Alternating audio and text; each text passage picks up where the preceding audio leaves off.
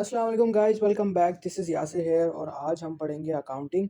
Will solve accounting 9706 paper 22 variant 2 May June 2025। This is the latest paper और ये paper 1 घंटा 45 minutes का है।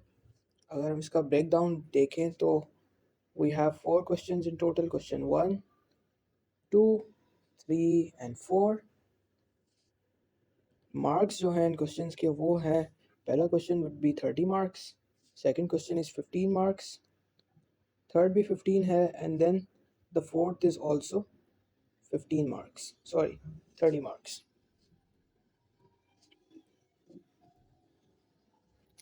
और टाइम हमें कितना स्पेंड करना है एक क्वेश्चन पे। पहला क्वेश्चन में you will be spending 30 minutes, 15 marker के क्वेश्चन में you will be spending 15 minutes, 15 minutes here, और 30 मार्कर के लिए 30 minutes, and this is equals to 1 hour and 30 minutes.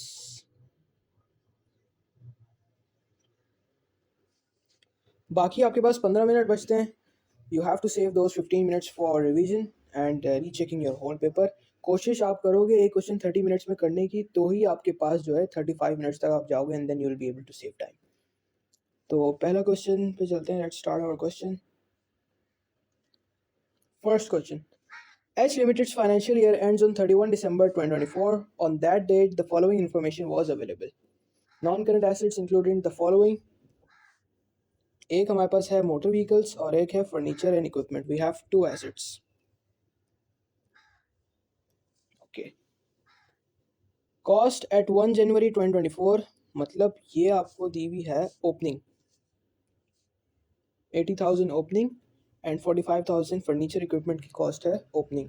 Provision for depreciation at 1 January 2024, ये आपकी एक्यूमुलेटेड डेप्रिसिएशन है in the opening of 2024, and same for the furniture and equipment. Depreciation policy 20% per annum using the reducing balance method, मतलब RBM। 15% per annum using the straight line method. Furniture and equipment SLM से depreciate होगा। Okay, clear. उसके बाद allocation है हमारे पास expense की 75% to distribution, 25% to administrative. Furniture and equipment सारा 100% एडमिन में जाएगा। Okay, on 1 July 2024, equipment which cost 8,000 was purchase on 1 January 2022, मतलब 2 साल पहले इक्विपमेंट परचेज किया था, was sold for 3,900. That means we are disposing this asset. Depreciation is provided on furniture and equipment and on a month by month basis. ठीक है, it's not yearly, month by her month जो depreciation उस पर calculate होगी और लगेगी basis in the year of disposal. Okay, now पहली requirement हमारे पास है, calculate the depreciation charge for 2024 on the following non current assets. Motor vehicle आसान है, कैलकुलेट कर लेते हैं। मोटर व्हीकल किस पे लगेगा? रिड्यूसिंग बैलेंस मेथड, मतलब cost minus accumulated depreciation multiply by the percentage. Cost हमारे पास है 80,000 minus accumulated depreciation 28,400 multiply by 20%, which is equals to 80,000 minus 28,400 multiplied by 20%, 10,320। ये तो आपकी आ गई मोटर व्हीकल्स की depreciation. And then secondly calculate furniture and equipment. सही है, फर्नीचर एंड इक्विपमेंट में हमें एक चीज़ करनी होगी, वो क्योंकि दो डेप्रिसिएशन कैलकुलेट करना पड़ेंगी, क्योंकि एक डिस्पोजल भी हमने किया है, तो एक डिस्पोज्ड एसेट की डेप्रिसिएशन कैलकुलेट होगी और एक जो हमारे ओल्ड पुराने एसेट्स हैं उनकी डेप्रिसिएशन कैलकुलेट होगी। तो पहले डिस्पोजल वाले की डेप्रिसिएशन कैलकुलेट कर लेते हैं। डिस्पोज्ड, उसकी कैसे कैलकुलेट होगी?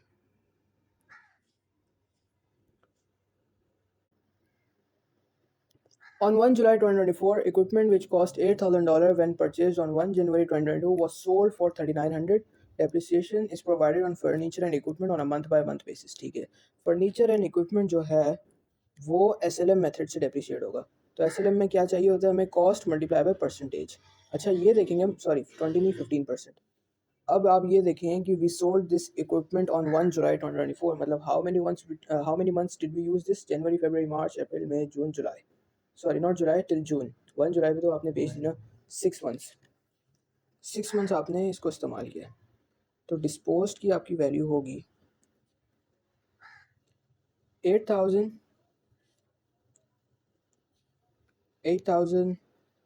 into 15% into 6 months over 12, तो ये आपकी आएगी 8,000 into 15% into 6 over 12 which is $600। ये आपकी डिस्पोज्ड एसेट की डेप्रिसिएशन है, क्योंकि आपने 6 महीने इस्तेमाल भी तो किया है इस साल में। 6 महीने इस्तेमाल करने के बाद you have sold this asset, तो इसकी depreciation would be gone in the income statement. उसके बाद पुराना फर्नीचर एंड इक्विपमेंट हमारे पास कितना बचा है 45,000, तो SLM पे कैलकुलेट करना है ओल्ड जो हमारे पास बचा है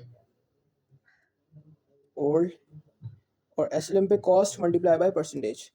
कॉस्ट जो है अब 45,000 नहीं है, 45,000 माइनस 8,000 का एसेट जो है हम बेच चुके हैं, तो 45,000 माइनस 8,000, यहाँ पर आप पूरी वर्किंग शो करोगे 45,000 माइनस 8,000 इंटू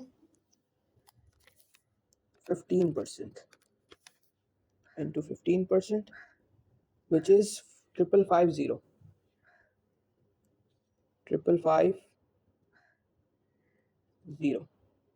टोटल आपकी डेप्रिसिएशन कितनी आपकी इनकम स्टेटमेंट में चार्ज होगी 600 प्लस 550, ये है 6,150 फॉर द ईयर एंडेड 2024।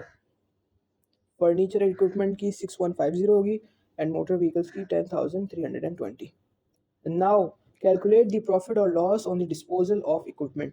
ठीक है, ये हमने डिस्पोज कर दिया, इसका प्रॉफिट और लॉस निकालना है। प्रॉफिट और लॉस का आपका फॉर्मूला है, प्रॉफिट और लॉस फॉर्मूला है cell proceeds minus net book value of the assets.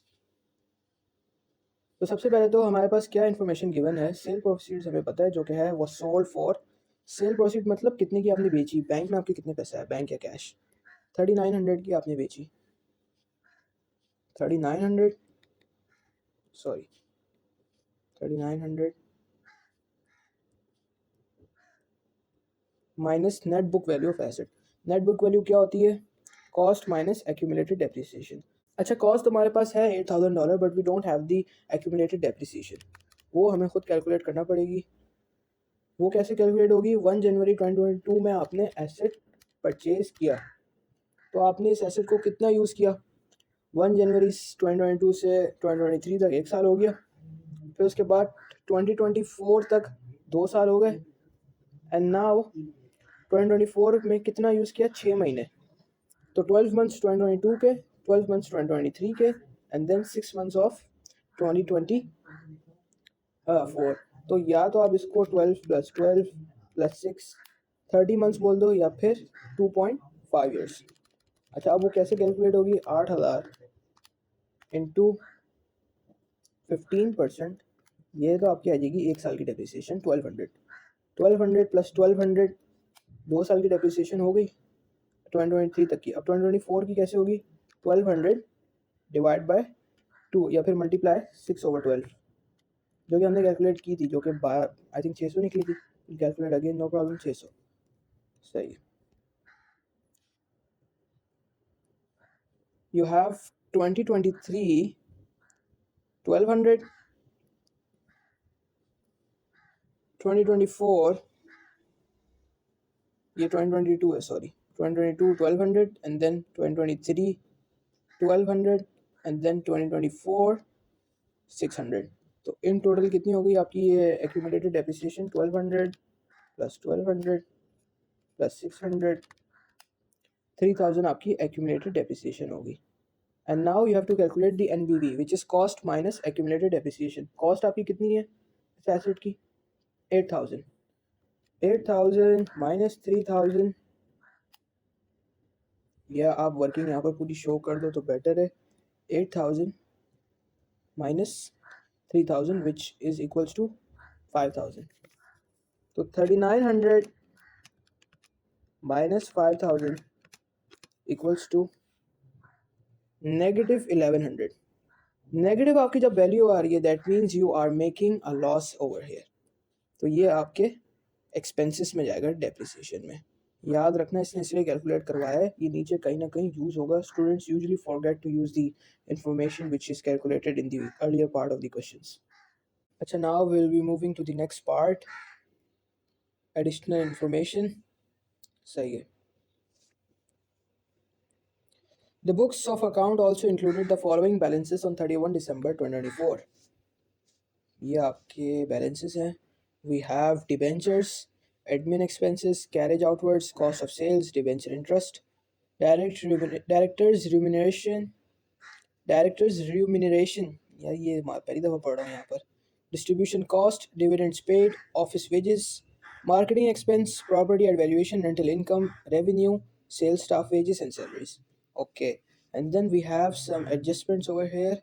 उसके बाद पार्ट सी में कहते हैं prepare the statement of profit और loss for the year ended 31 December 2024. सही, कितनी मार्क्स की है ये? 12 मार्क्स की है और वर्किंग्स यहाँ पर करनी है। सही है, तो will go line by line. पहली एडजस्टमेंट जो है वो हम वो करते जाएंगे, जैसी जैसी एडजस्टमेंट होती जाएगी will keep working over here. Part of the premises has been rented out since 1 May 2024. The rental income is 2400 for every 3 months payable in advance. तो ये आपकी रेंटल इनकम आप जनरेट कर रहे हैं and will be recording in rental income. तो कैसे record होगा? Part of the premises has been rented out since 1 May 2024.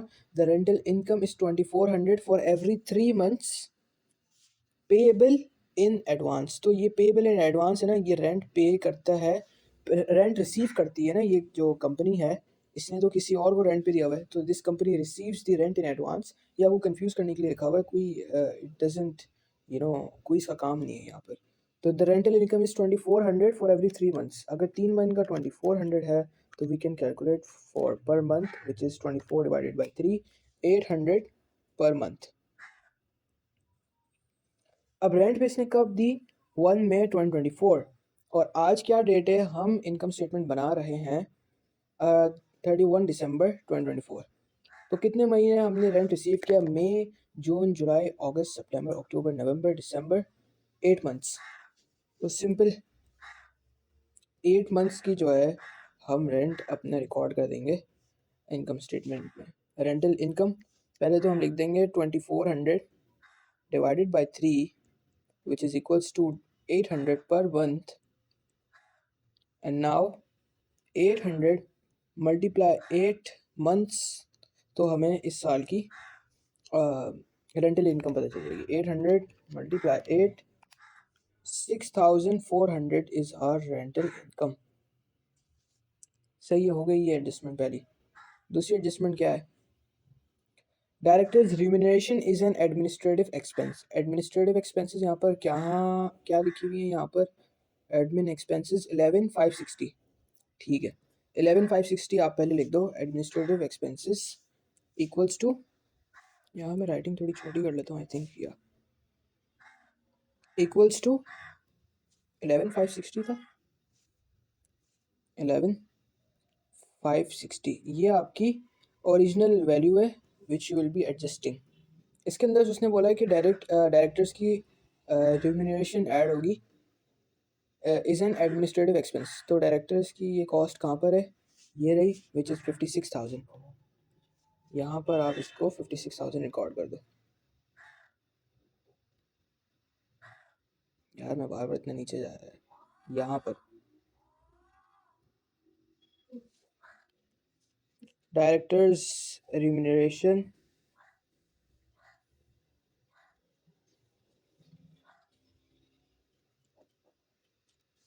56,000 ये आपकी ऐड होगी। ओके, नाउ पहली दो एडजस्टमेंट्स हमारी हो गई हैं, हम यहाँ पर इसको टिक कर लेते हैं। 1 and 2 is done. Number 3, marketing expenses include the cost of an advertising campaign 8,800 which runs from 1 September 2024 to 30 April 2026। अब ये देखो, आपने हमेशा याद रखना है कि आप अभी कहाँ पर खड़े हो। You are standing at 31 December 2025। और ये आपका जो एक्सपेंडिचर है 8800, ये आपका 2024 से लेके 2026 तक है। अब 2024 में आपको एक्चुअल एक्सपेंस कहाँ तक रिकॉर्ड करना है? सितंबर, अक्टूबर, नवंबर, दिसंबर, 4 महीनों का आपने एक्चुअल एक्सपेंस जो है वो रिकॉर्ड करना है इन द इनकम स्टेटमेंट। बाकी जो है वो आपने सब्ट्रैक्ट करना है। बाकी कैसे सब्ट्रैक्ट करोगे? देखो 8800 टोटल कितने मंथ्स का एक्सपेंस है? 2024 के 4 महीने, 2025 पूरा चलेगा तो वो 12 मंथ्स हो गए, और 2026 में कितने महीने? जनवरी, फरवरी, मार्च, अप्रैल, 4 महीने आपके 2026 में भी ये एक्सपेंस जो है वो इनकर होगा। That means in total 4 + 12 + 4, 20 months का जो है आपका ये एक्सपेंडिचर स्प्रेड हुआ हुआ है 8800। तो 8800 इसको हम नीचे लिखते हैं यहाँ पर, मार्केटिंग एक्सपेंस। अच्छा, मार्केटिंग एक्सपेंस यहाँ पर दिया हुआ है 24,240। मार्केटिंग एक्सपेंस आपका कहाँ आता है? डिस्ट्रीब्यूशन कॉस्ट में। तो पहले तो डिस्ट्रीब्यूशन कॉस्ट लिख लेते हैं हम। Distribution cost is, where is your distribution cost? 9800, और फिर उसमें मार्केटिंग एक्सपेंस आएगा 24,240, लेकिन अभी हम इसको एडजस्ट करेंगे पहले। तो 9800 equals to 9800, and then we have marketing expense. Marketing expense जो कि है 24,000, 24,240,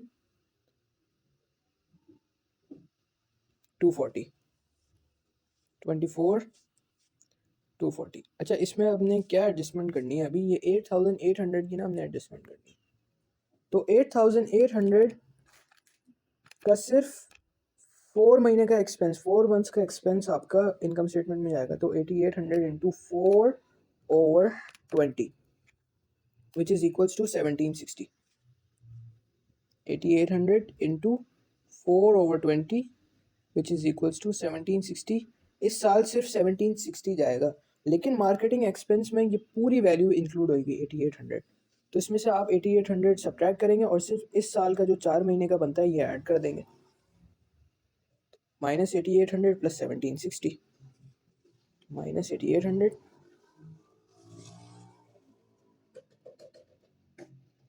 प्लस 1760, ये आपका एडजस्टेड मार्केटिंग एक्सपेंस आ जाएगा।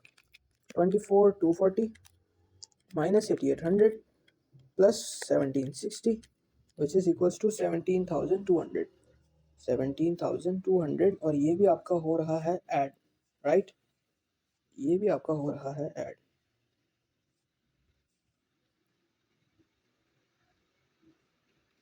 या तो आप इसको ऐसे भी कर सकते थे कि 4 महीने का एक्सपेंस आपको पता है इस साल जाएगा, तो बाकी 16 महीने जो बचते हैं उसका आप सब्ट्रैक्ट कर सकते हो। अगर मैं इसको इंटू 16/12 करता हूँ, 8800 इंटू 16/12, 16/20 सॉरी, तो ये 7040 बनता है। हम डायरेक्ट अगर 7040 इसमें से सब्ट्रैक्ट करते हैं तो आंसर यही आएगा। चेक कर लेते हैं, 24,240 माइनस आंसर 17,200। तो दोनों तरीके से आपका आंसर आ जाएगा। फिर उसके बाद once you are done with adjustment number 3, adjustment number 4, office wages owing were 1250। तो ऑफिस वेजेस है, देखो you have to focus on the wordings. Office wages है तो फिर ये डिस्ट्रीब्यूशन कॉस्ट में नहीं जाएगी, ये फिर एडमिन एक्सपेंसेस में जाएगी। 1250, 1250 office expense, add office expense. उसके बाद क्या बनता है आपका? 3 एडजस्टमेंट बाकी हैं। Sales staff are yet to be paid an annual bonus 2% of all sales above 40,000.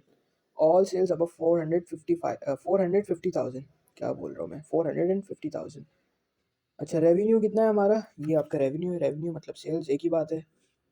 ये आपका रेवेन्यू है 570,000, और इससे ऊपर जितनी भी सेल्स है उस पर 2% सेल्स कमीशन जाएगा। दैट मीन्स इसके ऊपर कितनी है? 570,000 माइनस 450,000, ये है 120,000। इस 120,000 पे 2% आपको बोनस मिलेगा। और ये सेल्स स्टाफ है, please focus on the word sales staff है, तो फिर this will be included in the distribution cost.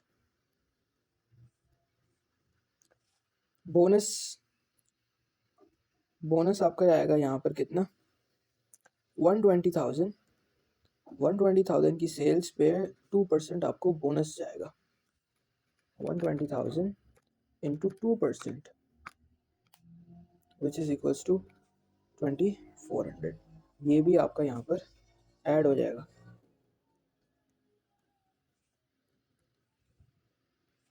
done and now what is your sixth adjustment. The debenture was issued on 1 April 2024.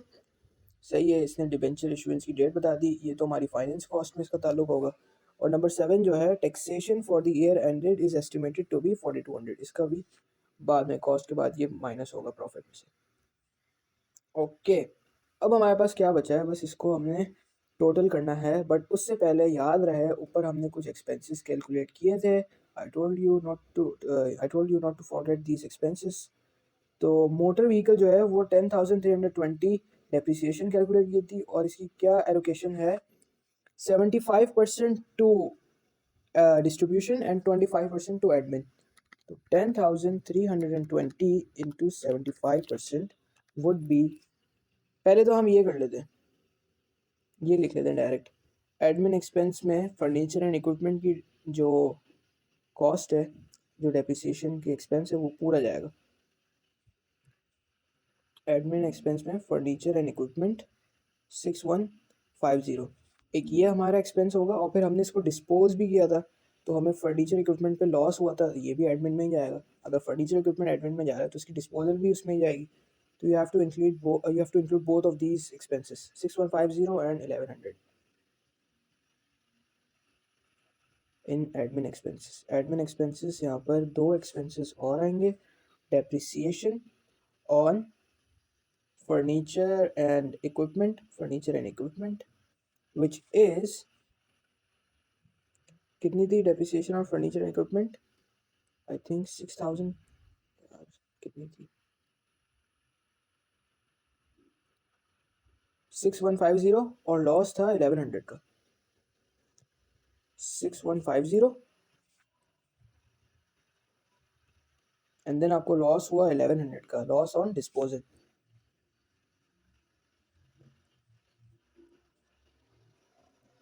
Loss on disposal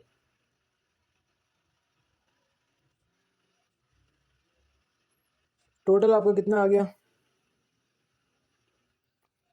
ये आपका बन रहा है 76,060 अच्छा एक दफ़ा ऊपर जाके देख लेते हैं एडमिन एक्सपेंस में कुछ हमने छोड़ तो नहीं दिया यहाँ पर एडमिन एक्सपेंस कैरेज आउटवर्ड्स तो उसमें जाएगा आपके डिस्ट्रीब्यूशन में cost of sales debenture director distribution dividends office wages 37 office wages 37,150 यहाँ पर है and we were owing how much 2,100 something right office expenses 1,250 तो हमने आई थिंक ये ओरिजिनल जो थी 37,000 ये ऐड नहीं की ये शायद भूल गया we'll add this as well 37,150 यहाँ पर लिख लेते हैं प्लस 37,150 ये आपकी ओरिजिनल ऑफिस एक्सपेंसेस थी ऑफिस सैलरीज थी इसमें आपने ऐड करना तो add this as well 37,150 now your total is 113,210 अच्छा इसमें जो है अभी भी हमने एक और एक्सपेंस जो है वो बाकी रह गया जो हमने शुरू में छोड़ा था देखो if I'm making these mistakes this means all students are gonna be they can make this mistake as well यहाँ पर अगर हम ऊपर जाएं तो 25% एडमिन एक्सपेंस में आना था depreciation of motor vehicles 10,320 into 25% 2580 आपकी यहाँ पर भी ऐड होगी 2580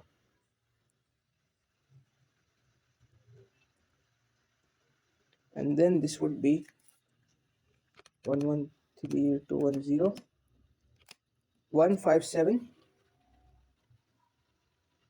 15790 this is our total of expenses admin expenses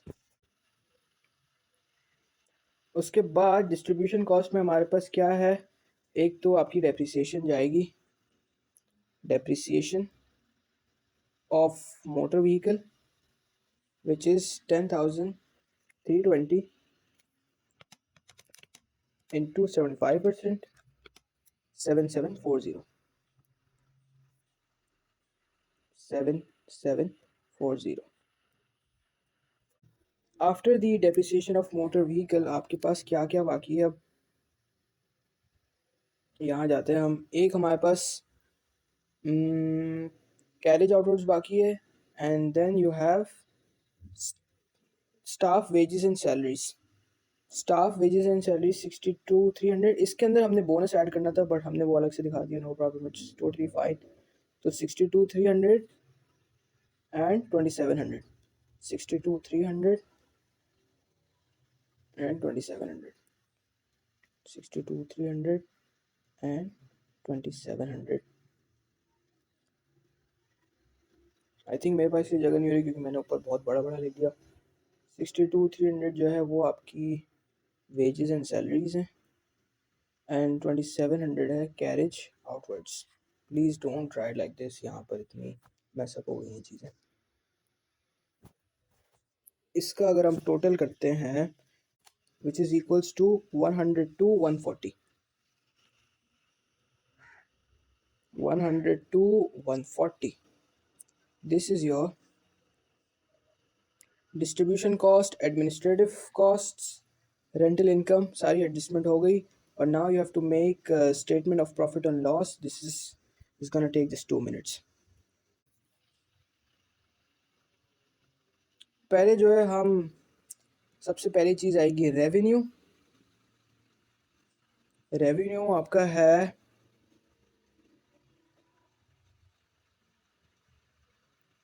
revenue 570,000। Revenue is 570,000 and then you will be deducting your cost of sales. अच्छा गाइस, मैं ये वीडियो का ये वाला पार्ट फास्ट फॉरवर्ड कर रहा हूँ क्योंकि वही सारी चीज़ें जो नीचे कैलकुलेट की हैं वही ऊपर लिखी हैं और उसमें इतना टाइम लग गया। And guys I am really sorry for that. Now you will get your profit for the year which is 59,870। This is your profit for the year. इसने एक लाइन कम दी हुई है, हमने कुछ एडिशनल लिखा है क्या? I don't think so. हाँ, रेवेन्यू हमने नीचे से स्टार्ट किया ना, इसने इसलिए हमारा यहाँ पर नीचे आ रहा है 59,870। मार्किंग स्कीम से ज़रा चेक कर लेते हैं इसको। ये आपकी कैलकुलेशन थी and this is your profit for the year 59,870।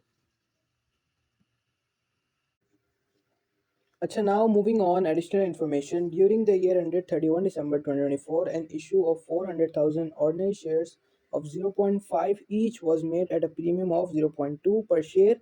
The issue was fully subscribed. अच्छा, 400,000 आपने शेयर्स इशू किए हैं, 0.5 उनकी पार वैल्यू है एंड 0.2 उनकी प्रीमियम वैल्यू है। At 31 December 24, the directors decided to revalue property at 820,000. सही है, रिवैल्यूएशन उन्होंने कर ली। And then part D, prepare the statement of changes in equity for the year ended 31 December 2024। सही है। बैलेंसेस जो है आपको रिवैल्यूएशन के दिए हुए हैं, रिटर्न अर्निंग्स के दिए हुए हैं। यहाँ पर आपको बैलेंसेस नहीं दिए हुए बट आपको क्लोजिंग बैलेंसेस दिए हुए हैं। So will start with the easiest thing जो कि है हमारे पास। पहली चीज़ जो हमें सामने नज़र आ रही है वो है प्रॉपर्टी रीवैल्यूएशन। 820,000 की प्रॉपर्टी रीवैल्यू हुई है। तो पहले कितनी थी प्रॉपर्टी, ये चेक कर लेते हैं हम। Property eight valuation was 970,000। तो 970 माइनस 820, 970 माइनस 820, 150,000। तो रीवैल्यूएशन में से हम 150,000 माइनस कर लेंगे। लेकिन यहाँ पर अगर हम देखें रीवैल्यूएशन में सिर्फ हमारे पास 95,000 है। रीवैल्यूएशन रिजर्व में सिर्फ $95,000 है। तो यहाँ हम 95,000 सारे कर लेंगे माइनस, और बाकी जो हम बचेंगे वो हम कहाँ से डिडक्ट करते हैं? रिटेन अर्निंग से। तो कितने बचते हैं बाकी? 150,000 माइनस 95, 55,000। 55,000 जो है वो हम रिटेन अर्निंग से माइनस करेंगे, 55,000, सही है।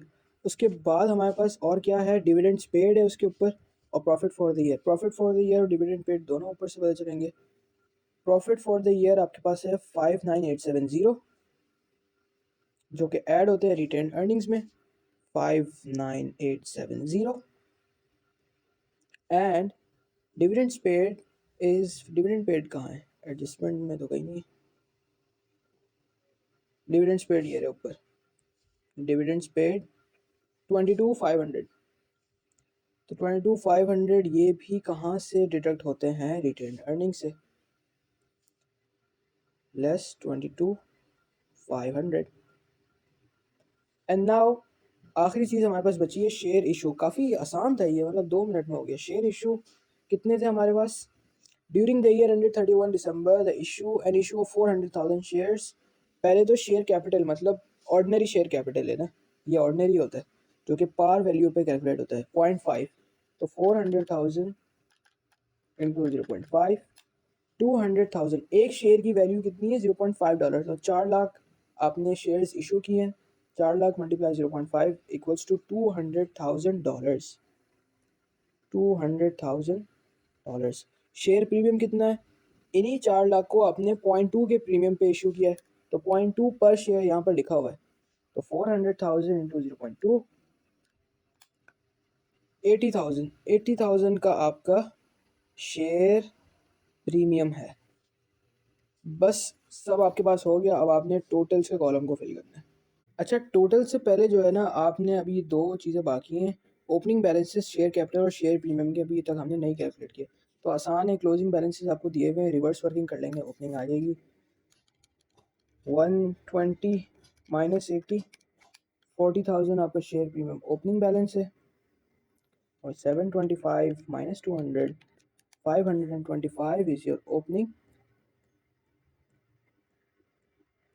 share capital. And now you can add all of them to check your total. 525,000 plus 40,000,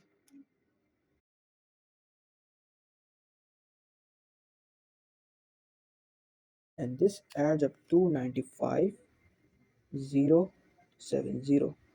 अब ये जो है हमारा, अगर इसमें 120,000 ऐड करें और 725,000 भी ऐड कर दें तो हमारा टोटल 940 बनना चाहिए, जो कि यस अल्हम्दुलिल्लाह 940,000 इज़ योर टोटल, 940,070 हो गया आपका ये।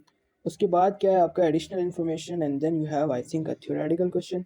आसान है बहुत। There are plans to expand the business which will require additional finance. The directors are considering two options, making a right issue of 150,000 ordinary shares of 0.5 each at a premium of 0.2, सही है। और option B, issue an 8% debentures for 105,000, sorry 105,000 के debentures issue कर ले। अब requirement पूछ कह रहा है, advice the directors which options they should choose, justify your answer by discussing both the advantages and disadvantages of each option. अच्छा, सवाल जो है बड़ा क्लियर बता रहा है यहाँ पर कि दोनों ऑप्शंस के एडवांटेजेस और डिसएडवांटेज बताना है, मतलब इससे और आसान बात कोई नहीं हो सकती। 7 मार्क्स हैं, तो इसका पैटर्न बड़ा सिंपल है कि ऑप्शन 1 जो है आप 3 पॉइंट्स ऑप्शन 1 में, अच्छा 7 मार्क्स है ना, 1 marks you have to leave for the justification, तो बचे कितने, 6 मार्क। अब 6 जो है डिवाइड कर लो ऑप्शन 1 एंड 2 में, 3 3। ऑप्शन 1 में आपने कोई 3 पॉइंट्स लिखने हैं, या तो 2 एडवांटेजेस और एक डिसएडवांटेज, या फिर 2 डिसएडवांटेजेस एक एडवांटेज, जो भी कॉम्बिनेशन रखो, but there should be at least 1 advantage and 1 disadvantage. तो 3 आप टोटल इसके एडवांटेज और डिसएडवांटेज लिखेंगे, एंड ऑप्शन 2 के आप लिखोगे ऐसे ही सेम। जैसे मैं यहाँ पर थोड़ा कॉम्बिनेशन चेंज कर लेता हूँ। अगर मुझे जब मैं लिख रहा हूँ तो मुझे पता होना चाहिए कि मेरा आंसर कहाँ, मैं अपना आंसर कहाँ कंक्लूड करूँगा। अगर मैं ऑप्शन 1 पे कंक्लूड करूँगा तो फिर ऑप्शन 2 की ज़्यादा बुराइयाँ करूँगा, कोई 2 डिसएडवांटेज बता दूँगा, और ऑप्शन 2 का कोई एक एडवांटेज बता देता हूँ। जैसे ऑप्शन 2 में अब वो क्या कर रहे हैं, डिबेंचर्स इशू कर रहे हैं, तो डिबेंचर्स इशू की पहली बात तो लायबिलिटी बढ़ेगी आपकी लॉन्ग टर्म। उसके बाद 8%, तो 8% 105,000 का हर साल आपका एक्सपेंस रिड्यूस होगा, तो आपका प्रॉफिट एक्सपेंस बढ़ेगा, तो आपका हर साल प्रॉफिट रिड्यूस होगा, तो ये डायरेक्ट प्रॉफिटेबिलिटी पे अफेक्ट करेगा। फॉर एग्जांपल उसके बाद then I explain my I give my conclusion with a valid justification and a point. तो अगर इसको मार्किंग स्कीम में देख लेते हैं हम, ये आपका 940,070 ये तो आपका बिल्कुल सही आ रहा है। उसके बाद ये आपके कुछ एडवांटेज और डिसएडवांटेज लिखे हुए हैं, जो कि बड़े आसान है, you can simply read from here. यहाँ तक आपका होता है क्वेश्चन वन फिनिश, एक मिनट सॉरी, ये यहाँ तक आपका टोटल 30 मार्क्स का क्वेश्चन फिनिश होता है, जो कि आई थिंक हमने थोड़ी देर में किया because we did explanations and all of those stuff. But आपका जो है ये 30 मिनट्स के अंदर हो जाना चाहिए, 30 मिनट्स।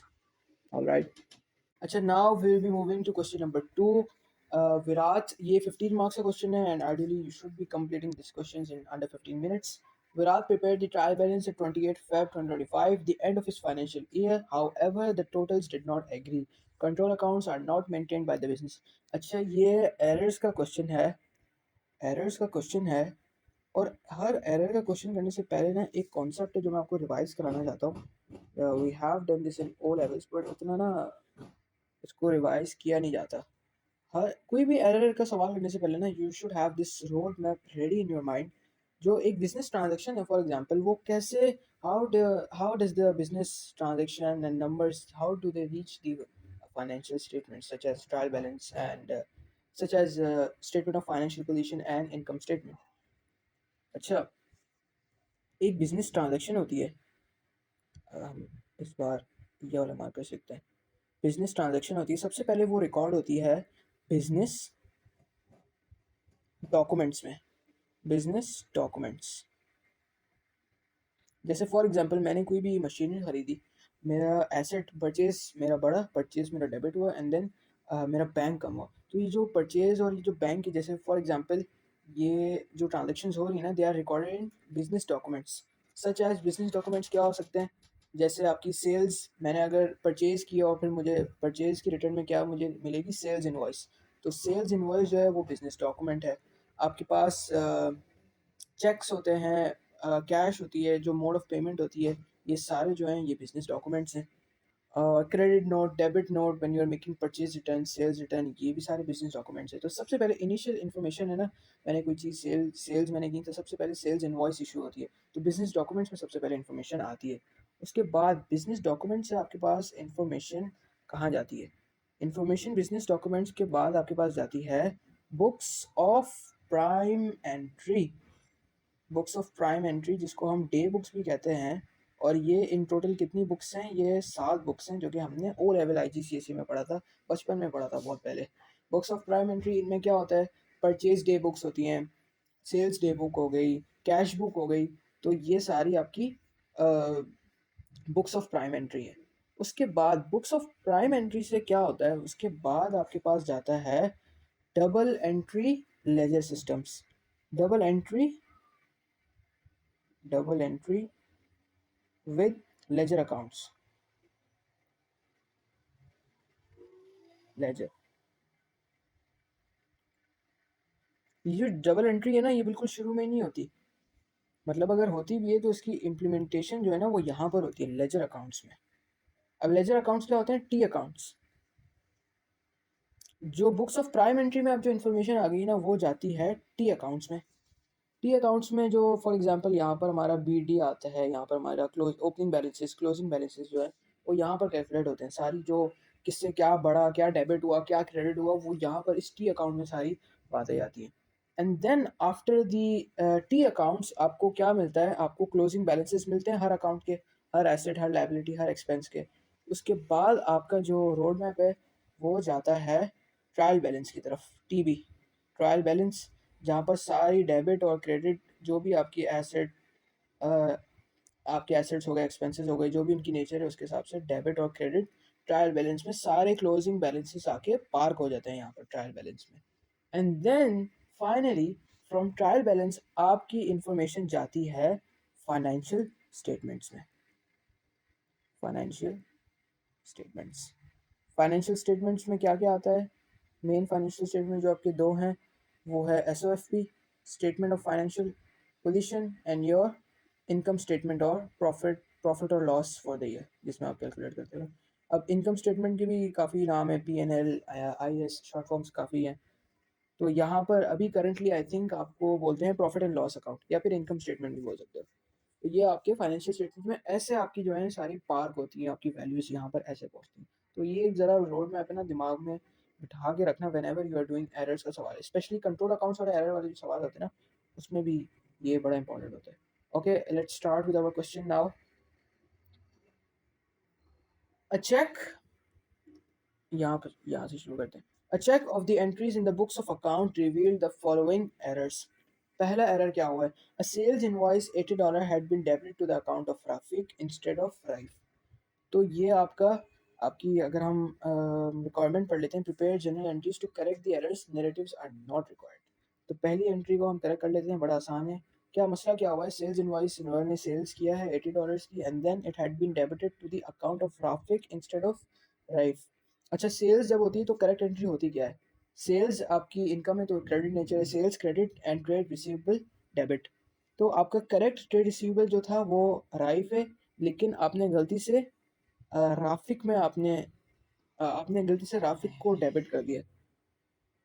तो इसका हल बड़ा आसान है कि पहले तो आपने राफिक को डेबिट कर दिया ट्रेड रिसीवेबल, पहले तो आप इसको कम कर दोगे, आप राफिक को क्रेडिट कर दोगे, राफिक वुड बी क्रेडिटेड, और एक्चुअल जो करेक्ट बंदा है, करेक्ट ट्रेड रिसीवेबल है, आप उसको डेबिट कर दोगे, जो कि है राइफ।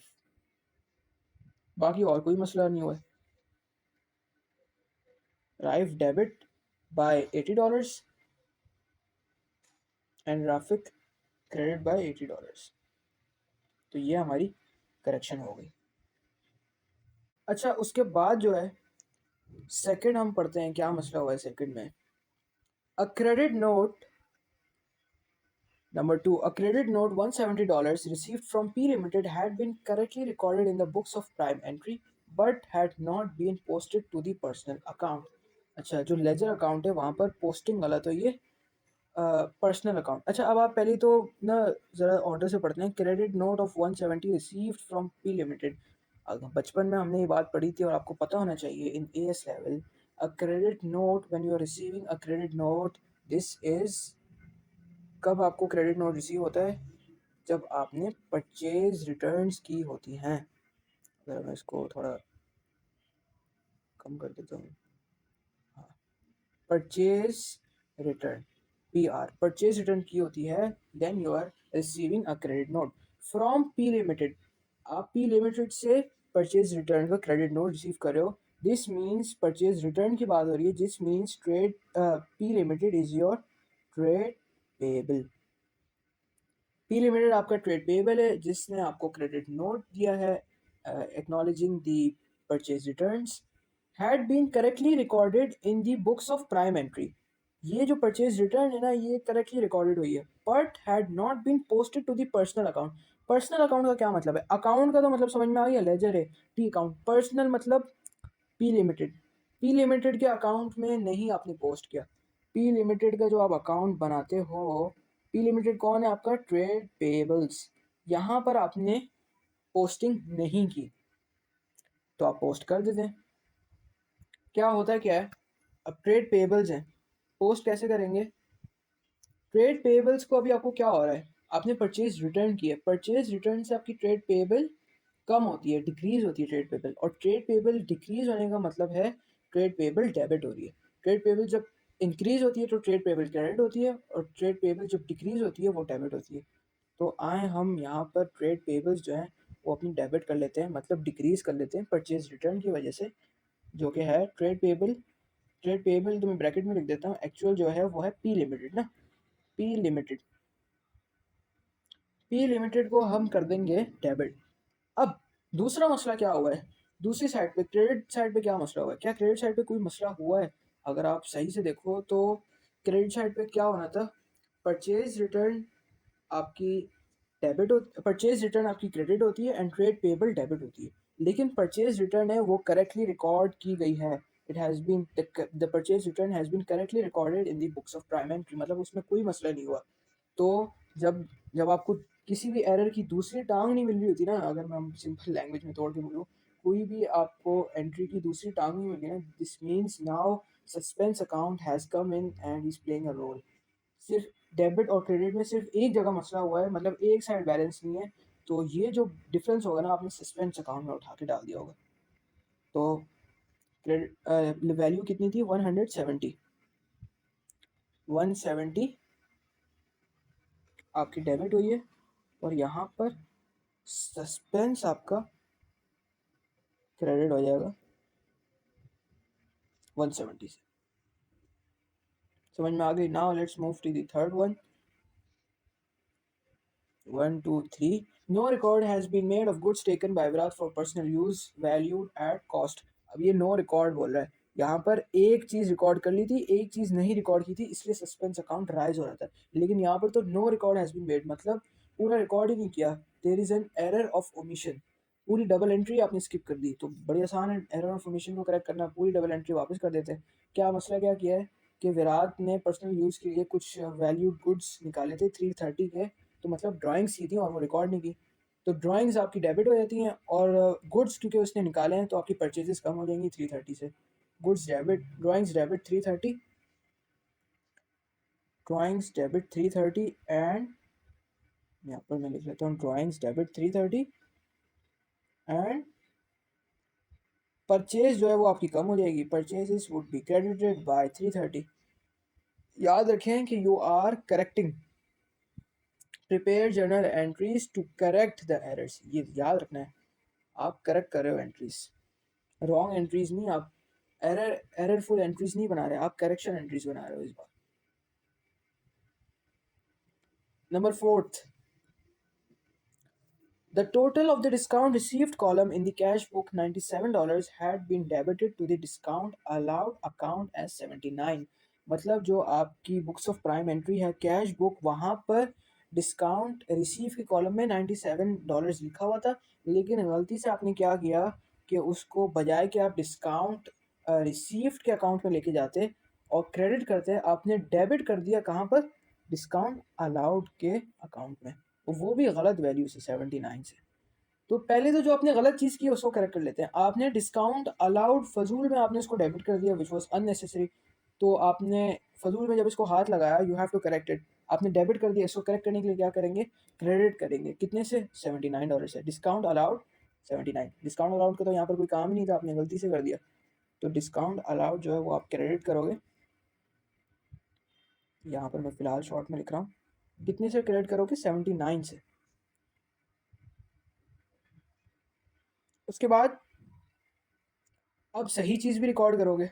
सही चीज़ क्या करना था आपको, आपको डिस्काउंट रिसीव्ड रिकॉर्ड करना था अपने टी अकाउंट में, डिस्काउंट रिसीव्ड के अकाउंट में, और वो भी कितना 97। तो कैसे रिकॉर्ड करेंगे, डिस्काउंट रिसीव्ड क्या होता है, डेबिट होता है क्रेडिट होता है, इनकम में डिस्काउंट रिसीव्ड क्रेडिट होगा, कितने से, 97 से। तो डिस्काउंट रिसीव्ड आपका क्रेडिट होगा 97 से। देखो यहाँ पर डेबिट नहीं हो रहा, यहाँ पर क्रेडिट हो रहा है, कितने से, 97 से।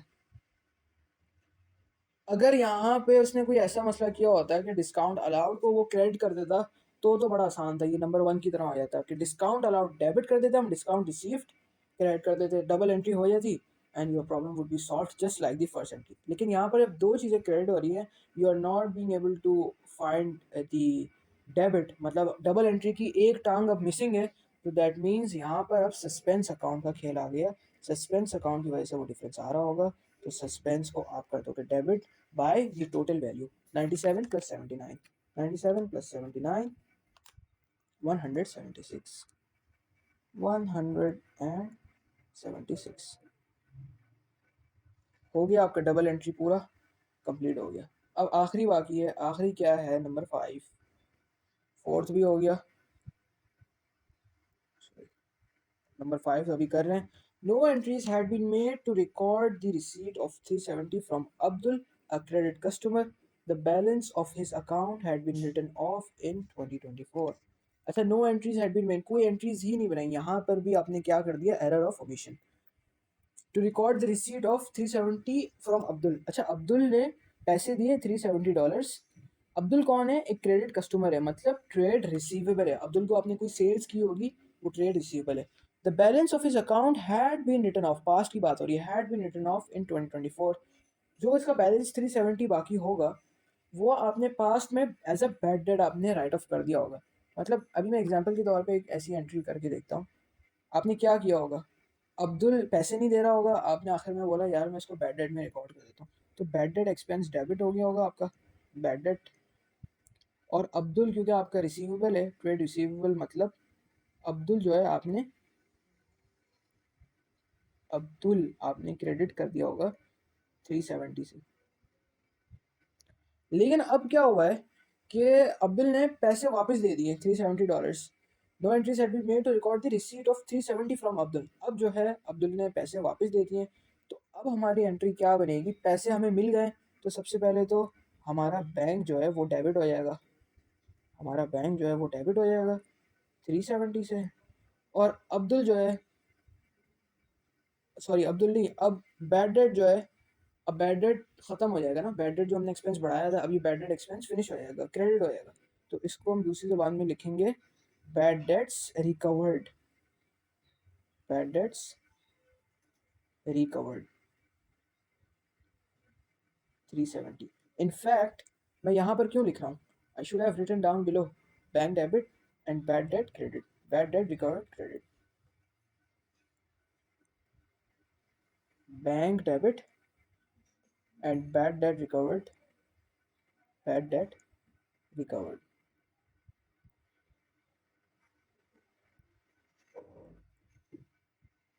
कितने से, 370 आई थिंक, यस 370। यहाँ पर आपकी 8 मार्क्स की कंप्लीट होती है रिक्वायरमेंट 370। बड़ा कोई आसान था, फ्री में जो है ना 8 मार्क्स आपको दे रहा है, मुश्किल से ये 5 मिनट की भी चीज़ नहीं है। फिनिश, यहाँ तक आपका पार्ट है ख़त्म। अच्छा, now we are moving to the next part. Additional information: before the errors were corrected, a draft statement of profit or loss for the year ended 28 Feb 2025 had been prepared, showing a draft profit for the year 37 to 37,320। अच्छा, ये आपका profit आ रहा है, but this is the profit before correction of errors. Calculate a revised figure for the profit for the year ended 28 Feb 2025। तो draft profit for the year before correction 37,320 है, after correction हमें prepare करना है।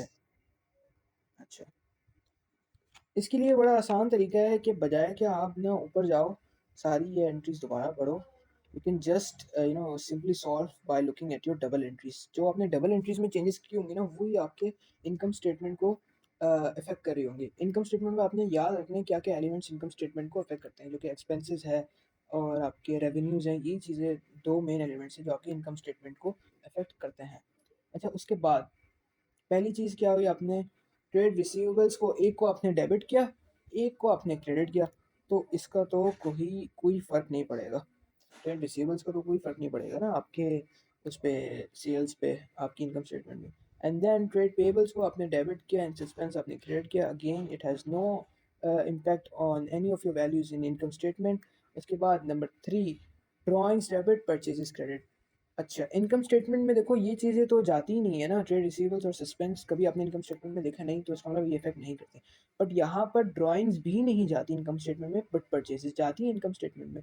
Purchases कहाँ जाती हैं, आपकी cost of sales में, opening inventory add purchases and less closing inventory equals to cost of sales, तो परचेजेस वहाँ जाती हैं।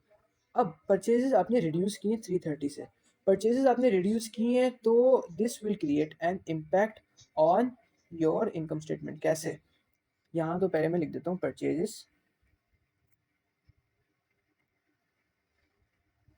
330, राइट, कितनी 330 है, परचेजेस हैं 330। ये तो आपको पता चल गया कि प्रॉफिट को अफेक्ट करेगा, ये इनकम स्टेटमेंट को अफेक्ट करेगा, बट ये प्रॉफिट को बढ़ाएगा या कम करेगा। अब आप ये देखो, you have to make a chain in your mind.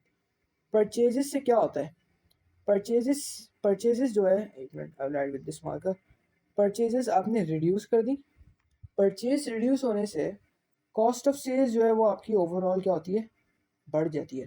क्योंकि देखो ना, opening inventory add purchases less closing inventory equals to cost of sales. तो ये जो एडिशन वाला एलिमेंट है, जब यही कम हो रहा है तो आपकी कॉस्ट ऑफ सेल्स भी कम हो जाएगी।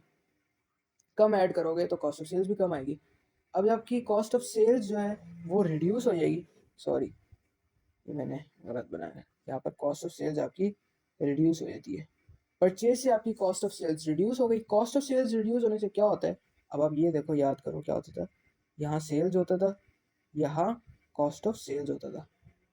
तो अब से कॉस्ट ऑफ सेल्स आपकी कम हो गई तो ग्रॉस प्रॉफिट को क्या होगा, ग्रॉस प्रॉफिट बढ़ जाएगा। जब कम अमाउंट माइनस हो रही है तो फाइनल अमाउंट आपकी ज़्यादा आएगी, gross profit will increase. Gross profit के बढ़ने से प्रॉफिट को क्या होता है, it has a direct relation, profit भी बढ़ता है। तो ये चेन आपने अपने दिमाग में बनानी है and then you will realize कि इसका इफेक्ट क्या पड़ रहा है प्रॉफिट पे। प्रॉफिट आपका बढ़ रहा है, that means you will add purchases which will increase by 330, which will increase the profit by 330.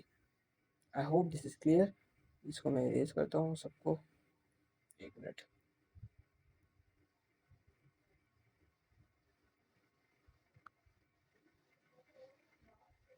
Okay, अब वापस डबल एंट्री पे जाते हैं।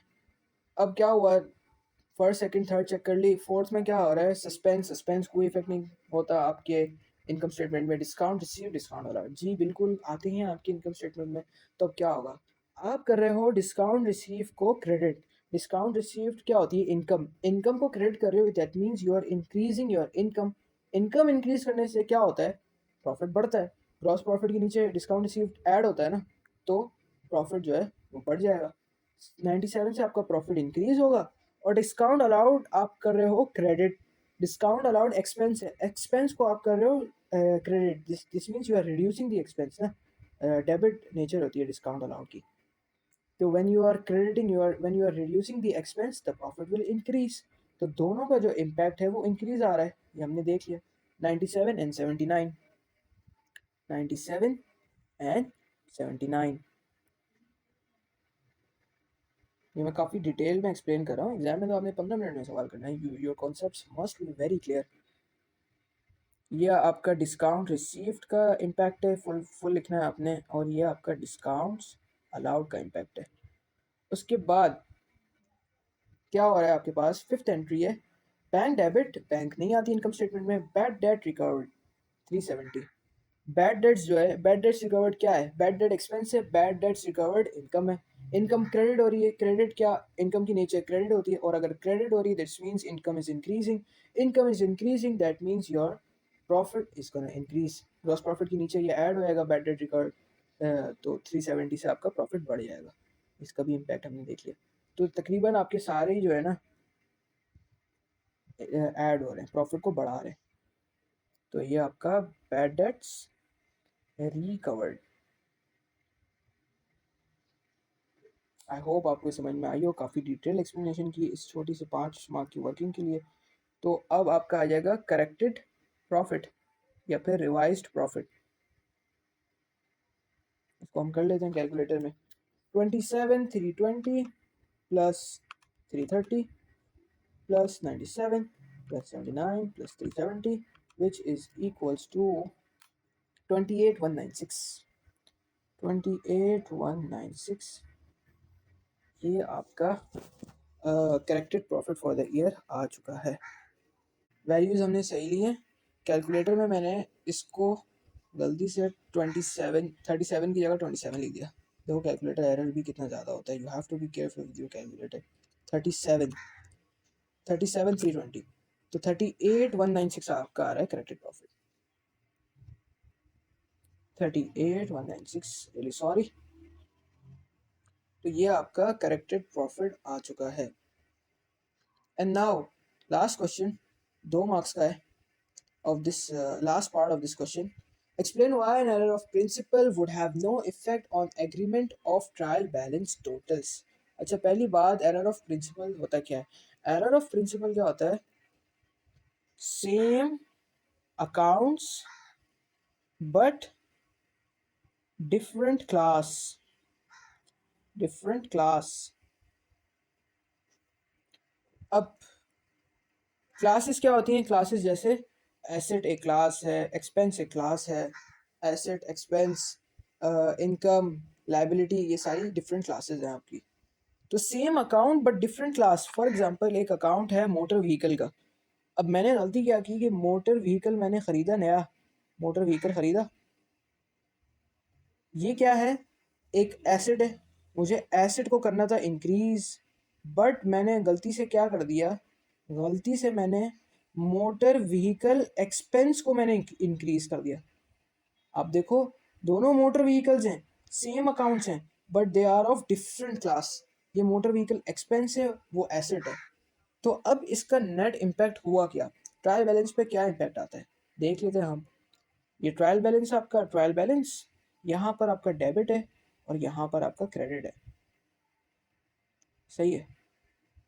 एसेट, आपने एसेट खरीदा, मोटर व्हीकल एसेट, मैं यहाँ पर एसेट भी लिख देता हूँ। एसेट आपको बढ़ाना था फॉर एग्जांपल 50,000 से, बट आपने मोटर व्हीकल को इंक्रीज कर दिया, मोटर व्हीकल एक्सपेंस को इंक्रीज कर दिया 50,000 से, 50,000। अब आप ये देखो कि आपने मोटर व्हीकल को इंक्रीज कर दिया, that means you have overstated the motor vehicle account, and asset में 50,000 रिकॉर्ड ही नहीं किए, that means you have understated the asset account by how much, by 50,000।